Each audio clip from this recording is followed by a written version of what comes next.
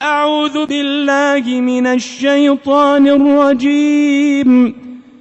சபிக்கப்பட்ட ஷைத்தானை விட்டு அல்லாஹ்விடம் நான் பாதுகாப்பு தேடுகின்றேன்.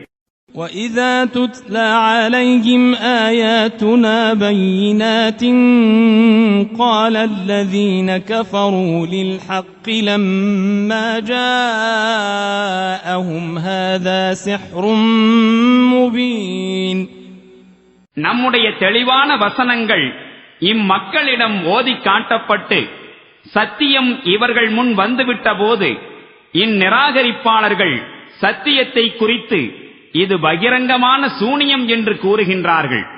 அம் யகூலூன இஃப்தராஹ் قل إن افتريته فلا تملكون لي من الله شيئا هو أعلم بما تفيضون فيه كفى به شهيدا بيني وبينكم وهو الغفور الرحيم. என்ன இவர்கள் இறைத்தூதர் இதனை சுயமாக புனைந்துள்ளார் என்று கூறுகின்றார்களா? இவர்களிடம் கூறும், இதனை நான் சுயமாக புனைந்து கூறுகிறேனெனில் இறைவனின் பிடியிலிருந்து சிறிதும் என்னை உங்களால் காப்பாற்ற முடியாது. நீங்கள் இட்டுக்கட்டும் பேச்சுக்களை அவன் நன்கு அறிகின்றவனாக இருக்கின்றான். எனக்கும் உங்களுக்கும் இடையே சாட்சியம் அளிப்பதற்கு அவனே போதுமானவன்.